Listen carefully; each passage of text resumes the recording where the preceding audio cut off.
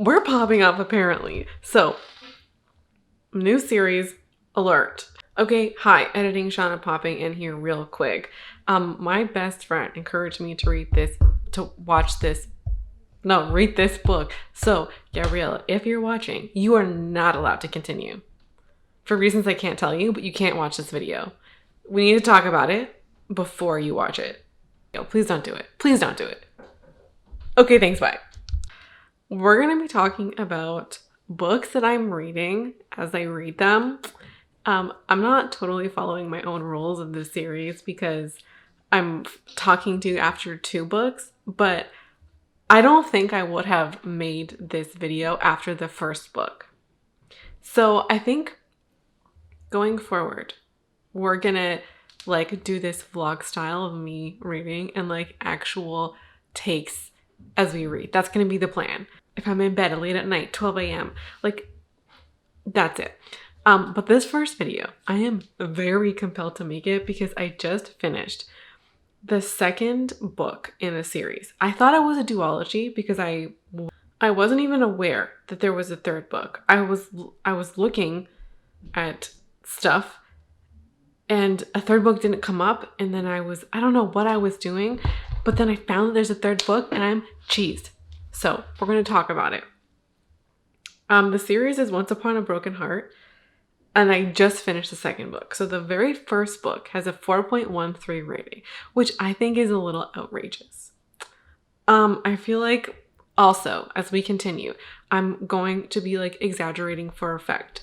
Please don't take this too seriously. This is just my opinion in the throes of deep emotional passion for reading. So I feel like 4.13, you have no taste. I'm so sorry. This is not a 4-star. The first book is not a 4-star. It's not. For me, the first book is a low 3-star. I could see somebody giving it a 3.5. I disagree, but okay, you have no taste is super harsh. I'm so sorry for saying that. I'm sorry. I would never want to shame people for what they like if I don't agree. So I'm sorry about that. We're going to keep going. The Ballad of Never After, I just finished. I feel like that's a 4. I don't know if I would agree with that statement if I was able to just immediately go to the third book, but I feel like the overall trajectory of this series, and we're going to proceed there's spoilers. You know that her, Evangeline, and Jax are going to get together. You know it. I know it. You know it's going to happen. We don't need to pretend that it was never going to happen. We all knew. We just wanted to see the drama unfold. The first book was kind of I guessed a lot of what was coming. I guessed maybe not everything. Did I know that the prince Apollo was gonna fall in love with her? No, but once he did, I'm it's a curse. It's not real. And it took her a while to realize that it wasn't real. And it's come on, girl. You're not all that. The first book is not the most, I'm sorry, my squeaky chair. The first book is not the most interesting or exciting thing about this. It's the second book. The second book, I feel like the turns are way more interesting and much less difficult to predict, or they're much more difficult to predict. Let me just talk about the ending first. So when Jax saves Evangeline, when she dies, and they're saying that he's gonna have something equally important ripped from him, you're what is it? What could it be? But then I'm maybe they'll kill him, but no, because he's going to he's gonna live because he's changing the past. But I feel like this is an error on my part. If you've been reading and you've been paying attention or trying to guess, and maybe you would have guessed that they would remove all memory of him from her. That as soon as it started happening, it's oh, he literally said that and she was so fearful of it. It's amazing. It's an amazing choice because when two people finally realize that they love each other, And then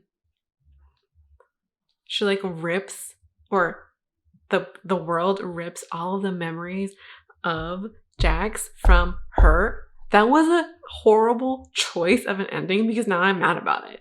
Like, I guess it makes interesting plot for moving forward. But why? Like, why would you do that to me? I don't understand. Like, that is rude, Stephanie.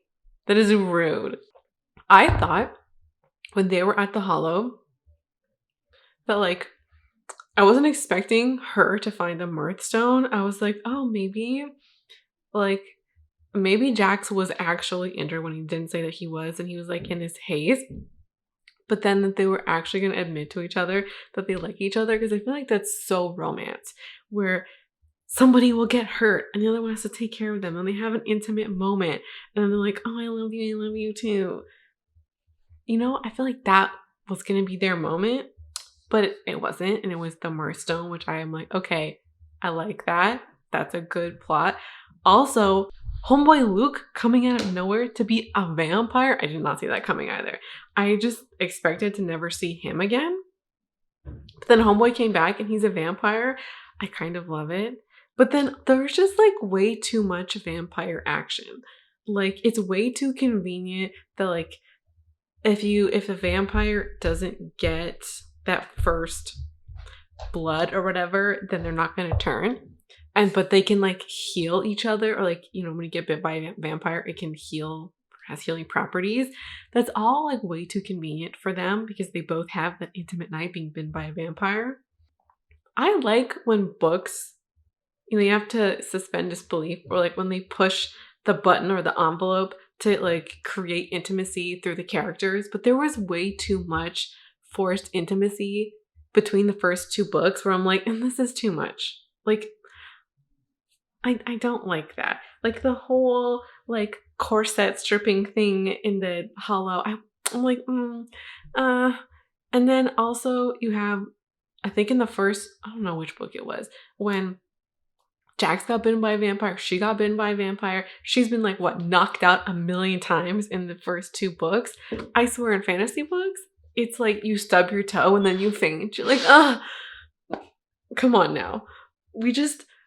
There was another moment I feel like I'm missing. Oh, where he had to hold her for a whole day. I think this was in the first book. He had to hold her for a whole day in order for her to regenerate.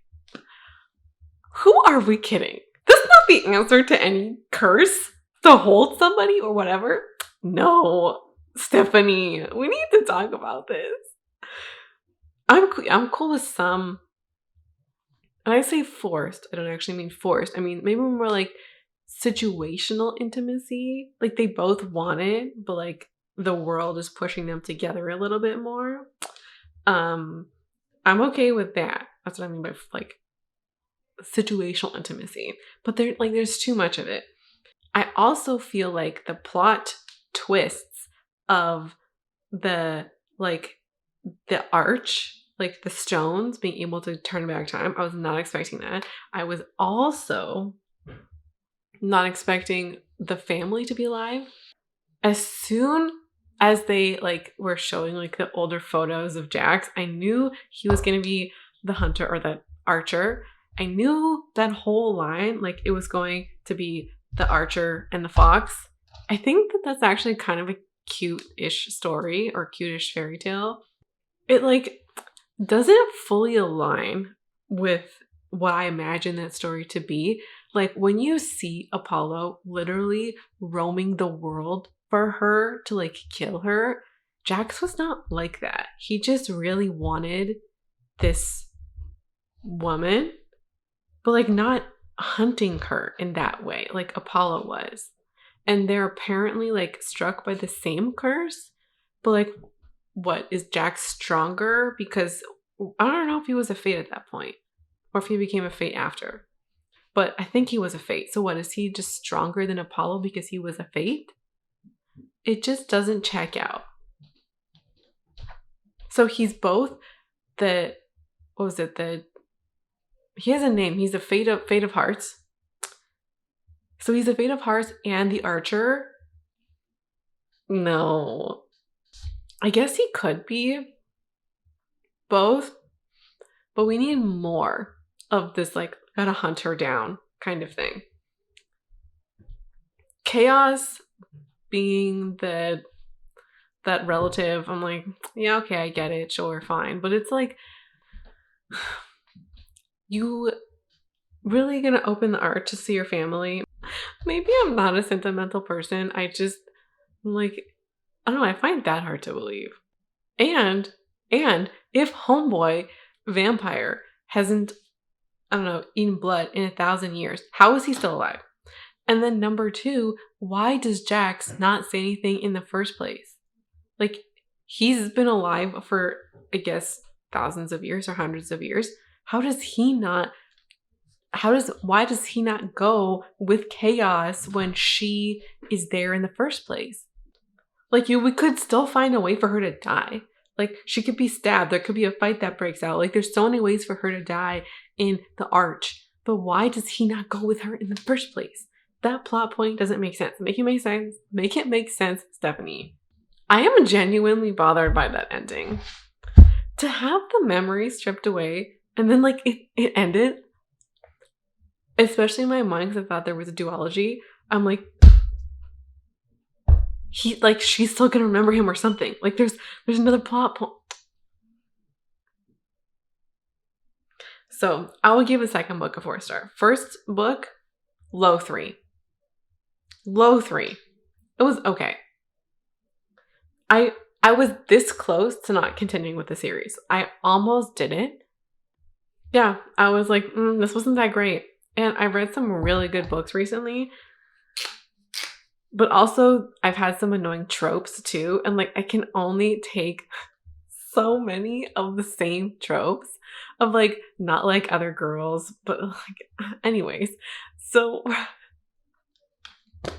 the third book doesn't come out until October 24th, 2023. I'm mad about it. How dare she do that to me? I now need something else. Was this a review or a rant? I don't know. Let me know your thoughts about the book in the comments below. Bye.